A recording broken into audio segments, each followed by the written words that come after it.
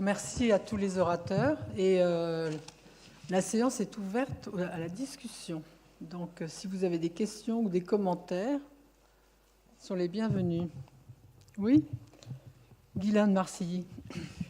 Oui, Philippe Taquet, j'ai pas bien compris le calcul ou comment Buffon était arrivé à 75 000 ans pour l'âge de la Terre. Je suppose que c'est la taille de la Terre par rapport à la vitesse de refroidissement de sphère rouge. Mais ensuite, tu as dit qu'il est revenu à 6 000 ans et qu'il a envisagé 2 millions d'années. Comment est-ce qu'il est passé de cet calcul à partir d'un refroidissement thermique à ces autres dates? Oui, donc dans les forges de Montbard, il a pris des sphères de métal, bien sûr, portées au rouge, de différents diamètres, pour essayer d'extrapoler le temps de refroidissement de la Terre, à partir du moment où on pouvait passer la main sur les sphères et qu'elles devenaient suffisamment refroidies pour qu'on puisse les toucher. Donc c'est une estimation très, très difficile, puisqu'il ne prend pas la température elle-même des globes.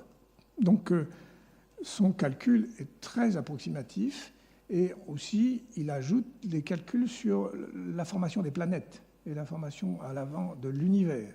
Donc ces manuscrits sont pleins de colonnes de calcul. Vous pouvez les consulter, il en a publié pas mal, pas toutes. Et c'est Jacques Roget qui a montré que certaines, il y a différentes échelles, et qu'il a pris la version très, très basse de ces calculs pour ne pas trop mécontenter l'opinion. Mais Guylain, si tu es intéressé, je te donnerai les références des pages avec toutes les listes des calculs. Oui, il y a une réédition très bonne de Jacques Roget, l'historien des sciences et le biographe de Cuvier, avec une édition critique des époques de la nature publiée dans les mémoires du Muséum il y a quelques années. D'autres questions? Oui, monsieur. Je crois que l'estimation de Buffon à 70 000 ans était due effectivement à l'étude du refroidissement des sphères. L'erreur fondamentale de Buffon, mais il ne pouvait pas savoir, c'est qu'il a fait une extrapolation linéaire. C'est un très très mauvais calcul. Il ne connaissait pas l'équation de la chaleur. Bon, donc ça résout un peu le problème. Les quelques millions d'années, là, c'est un peu moins clair pour moi. En tout cas, elles résultent d'une étude de sédimentation. Donc c'est un des premiers à avoir étudié ça. Mais dans la sédimentation, c'est très très difficile, évidemment, d'évaluer les temps. Et c'est là qu'il a abouti à plusieurs millions d'années. Donc c'est deux calculs différents. Vous avez parfaitement raison. On peut évoquer aussi, parmi les calculs erronés, ceux de Lord Kelvin, le grand physicien britannique, qui a essayé, par la physique, de calculer l'âge de la Terre, et qui s'est complètement trompé, puisqu'il n'a pas tenu compte, évidemment, de ce qu'on sait maintenant, de la chaleur intérieure avec les réactions de la radioactivité au centre de la Terre, qui, évidemment, biaise complètement les calculs. Mais Kelvin a embarrassé tout le monde géologique pendant des années. Jean-Paul Poirier connaît bien le problème. Oui, on dit toujours que Kelvin s'est trompé parce qu'il ne connaissait pas la radioactivité. En fait, le problème n'est pas là. Le problème, c'est qu'il pensait que la chaleur se transmettait par conduction. Et en fait, il n'avait pas pensé à la convection possible. Et un de ses élèves, d'ailleurs, lui avait fait remarquer, mais si on prend des coefficients de conduction qui varient avec la profondeur, on trouverait beaucoup plus que ça. Mais ce qu'il revenait à dire, c'est la même chose, que c'est l'équivalent de la convection. Donc, c'est en fait, la radioactivité ne change pas grand-chose à l'affaire, mais c'est ça. Et pour revenir à Buffon, il avait non seulement pris des boulets de fer, mais il avait pris soin de prendre des boules d'un tas de matériaux différents, de roches différentes, de calcaire, d'argile, etc., et de comparer un petit peu tout ça, et de poser les mains sur une boule qui n'avait pas été chauffée.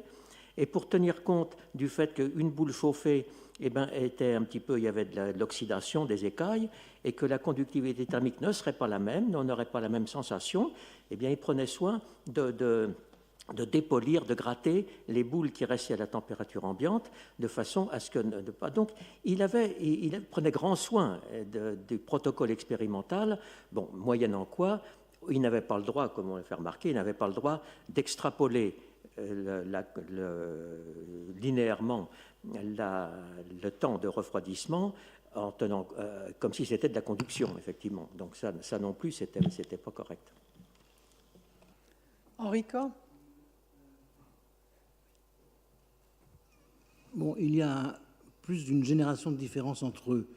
Mais je voudrais savoir si Buffon s'est exprimé sur les opinions de Lamarck ou pas. Non, non, pas du tout. Pas du tout. Ah non, non, non. Buffon est mort en 1788. Et Donc, Lamarck en 1829. Oui, mais c'était encore l'intendant du roi. Lamarck n'était pas encore professeur au muséum à ce moment-là.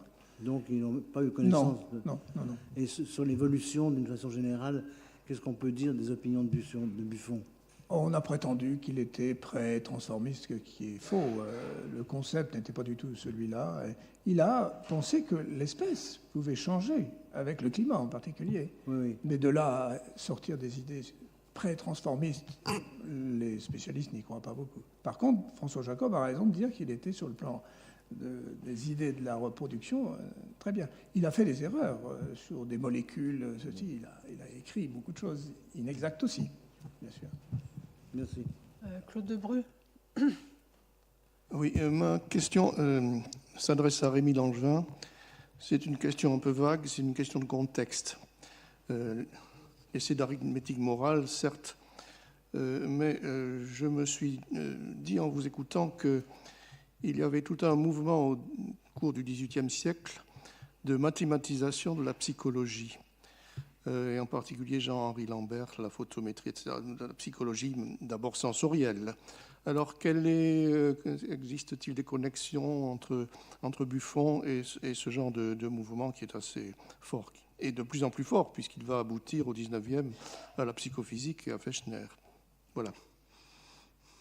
Alors, je dirais oui, et que probablement vous en savez plus que moi sur les différents auteurs de ce courant.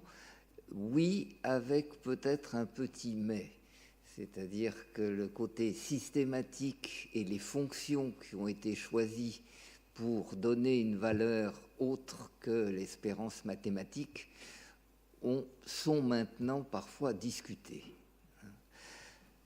Par contre, c'est sûr que de ce point de vue, Buffon a été un précurseur. Et bon, peut-être faudrait-il citer avant lui les premiers assureurs maritimes qui donnent un exemple qui va dans un autre sens, puisque la contribution ne change pas la vie de celui qui paye. Et par contre, le résultat d'un désastre, si toute la fortune de la personne, de l'armateur est impliquée, changerait beaucoup de choses pour lui.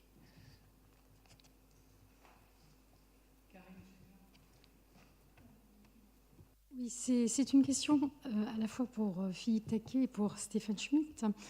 Il y a quelque chose qui est frappant, c'est cette corrélation entre la manière dont Buffon interprète la commande qui lui est faite de faire un catalogue, puisqu'il passe du catalogue du Jardin Royal au catalogue de la nature.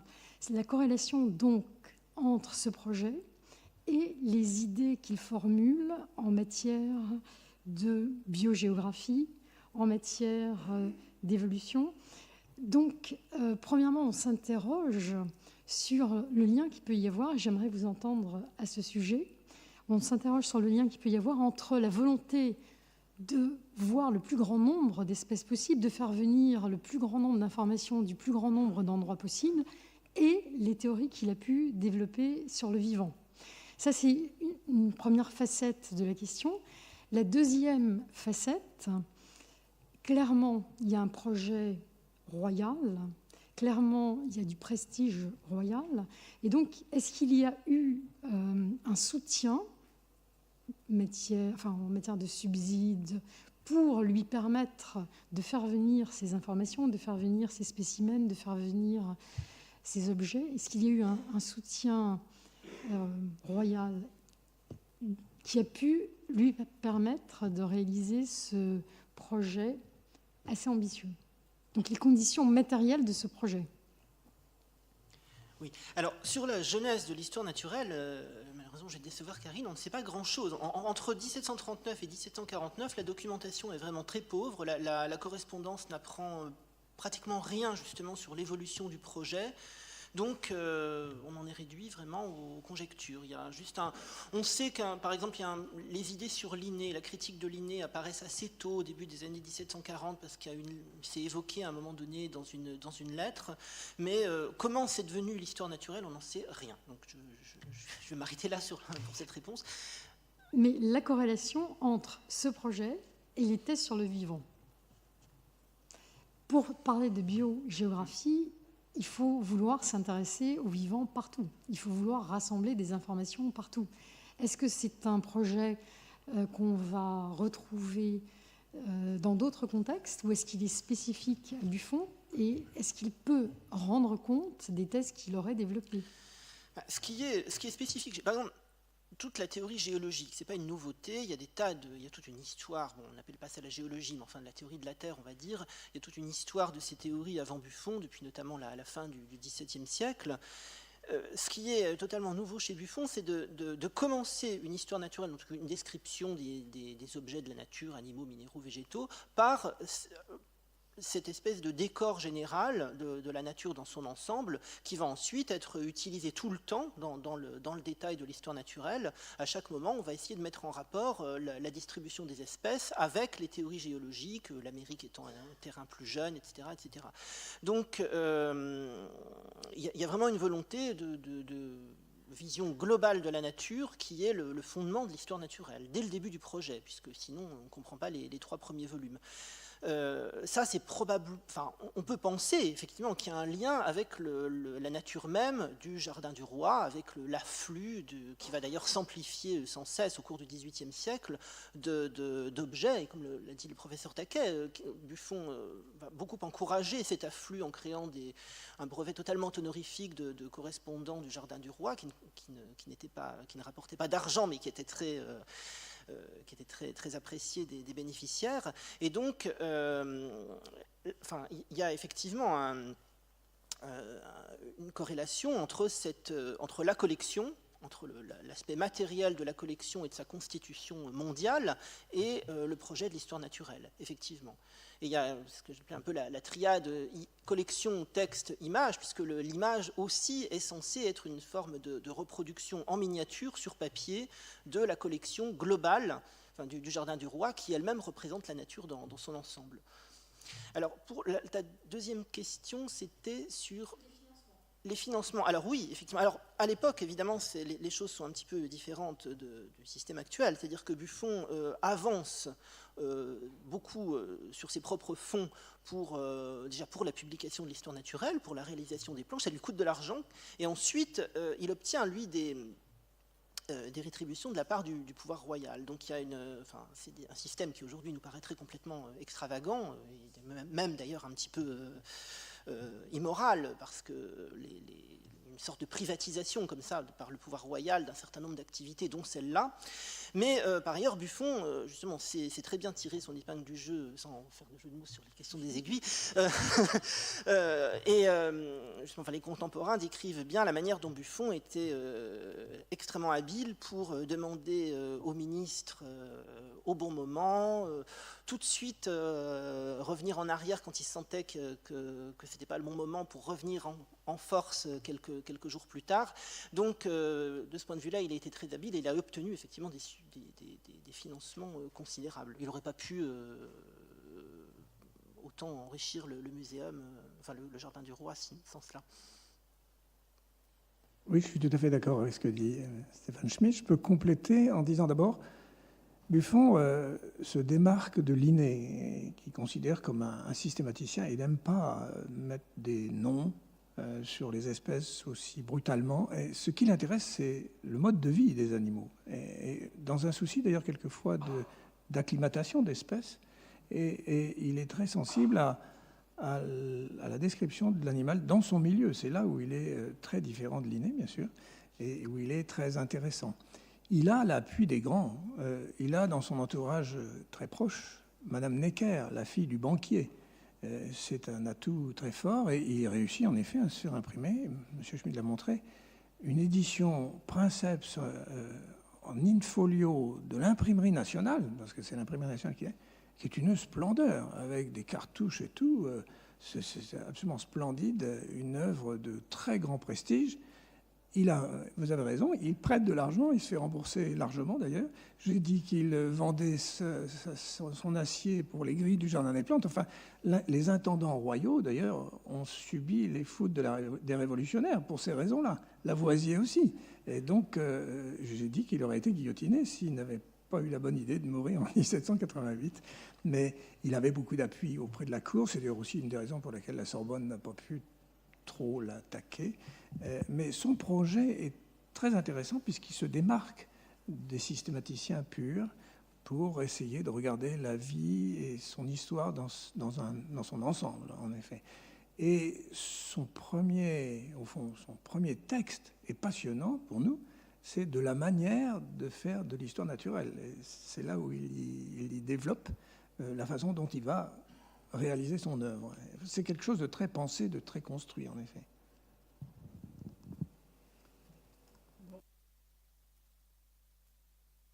Donc, question, allez-y. Je voudrais revenir à la question de M. Delbru. C'était pour des problèmes d'assurance, d'espérance de vie ou... Oui.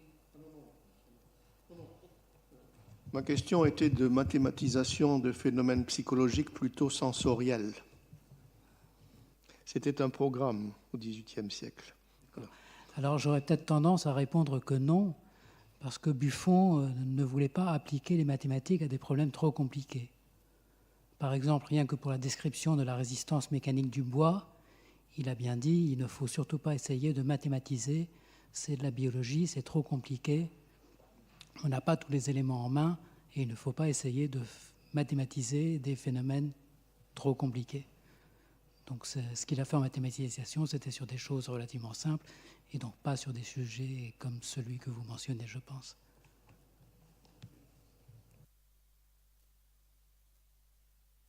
Par contre, il s'est intéressé à la démographie. Et il y a des tables de mortalité dans le traité d'arithmétique morale, si j'ai bien lu. Donc, je ne sais pas si on peut considérer que c'est un sujet compliqué. C'est peut-être moins compliqué que la mécanique du bois ou la psychologie. C'est des...